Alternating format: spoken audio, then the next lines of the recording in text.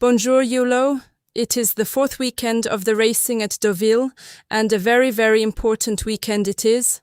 The Prix Morny and the Prix Jean, a Louis Romanée, are the very important Group 1 races, and that is where I must start here. Ooh la la, what another chance to see the brilliant diamond necklace back in France. She has the most fantastic record, non, never to be beaten in all her 6 races, and she will be the big favourite to win again. This ground for her will be okay, as she has won the Prix de Dion at Chantilly in this season on soft ground, so this winner of the Poule d'Essai des Pouliches at Longchamp is the best of the 3-year-old fillies that I can see in all of Europe. Christophe Furlan's Aventure is always going to be high at the top of your list, and Francis-Henri Graffard's Kankura can also run well, but it is Diamond Necklace they all must beat. My Sunday nap, it is Santorini Star, and, ooh la la, I am very, very excited to see her in this Prix Kergorlay. She was so unlucky not to stay in front of Caballo de Mar in the Prix Vicomtesse Vigier at Paris-Longchamp in May, where she was always at the front of all the runners until the last 200 meters, but maybe she can win on Sunday at Deauville. D'accord, but Christophe Furlan's double major has won this race in 2024 and 2025, so must be given respect in this attempt to make it 3. Plus, it has been Goya Senora that has been second to double major in both those races, so Santorini Star, the raider from Angleterre, with Tom Marquand must be very aware of their record in this Prix Kergorlay. Maintenant, I will be very excited to see Santorini Star win this Group 2, and double major will be the one that will make her work hard, non? And now, I must give you over to Caroline at Nice for her next best.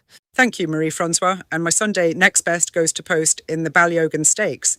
To be sure, this is a very good contest for the grade, but I'm telling yours that it's Havana Anna for me. Something seems to click when Donncha O'Brien sends her to Nice, and now she's 3 from 3 on this County Kildare track, winning the Goffs Lacken Stakes here in May, before a very good 4th in the Group 1 Commonwealth Cup at Royal Ascot. That's a fine piece of form in my book, and just 2 lengths behind Jay Sellers and my nap, the brilliant Venetian Sun, so I do find Havana Anna easy to back dropped into a Group 3. Of course, Carl Burke's Soul Love won here the last day, finding the best of the ground under Pierre-Louis Jamin, so she has to be considered, while second in that listed contest was Joseph O'Brien's Dancing Saxon, and I do think she could be a big danger if continuing to progress. Havana Anna to win, but Dancing Saxon and Soul Love are sure to be making life tough for the selection. Now, back to you, Marie-Francoise, for the earlier races at Deauville.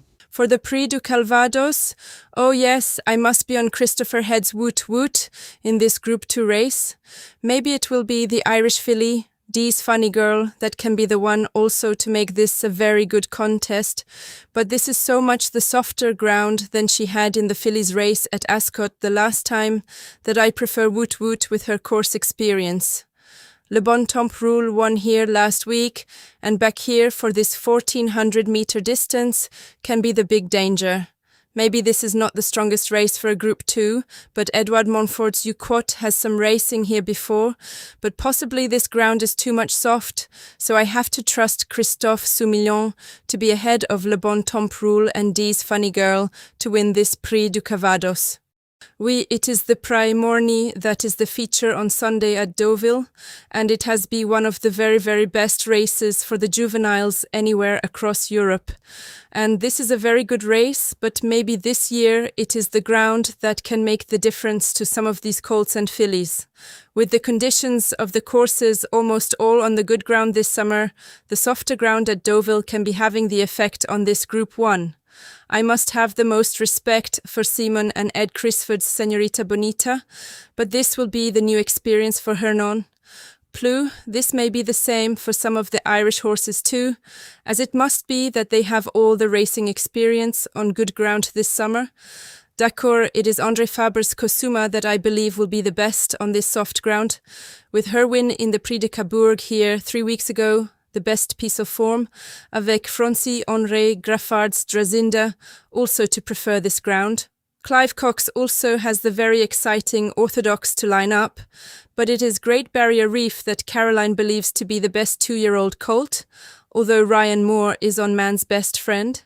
But it is Kusuma that I must back for André Faber and Maxime Gouillon, with Great Barrier Reef the big one to come second. And now it is back to Ireland with Caroline, for her big pick in the final handicap.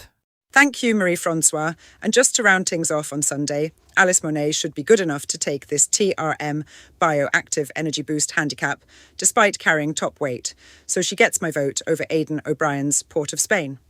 She was going well up until the furlong pole at Sligo the last day, but that run came after a break of over 10 months, so she's entitled to come on for that run after such a long time away from the track. Sam Cohen takes over from Chris Hayes, so his £5 claim is useful, though Port of Spain is partnered by Jack Cleary, who also takes £5 off, but I really do think this pair are the ones to watch, with recent course winner Diamond Exchange also on my list. Alice Monet to get ahead of Port of Spain now she's dusted the cobwebs off after a long time away, with Port of Spain keeping her up to her work.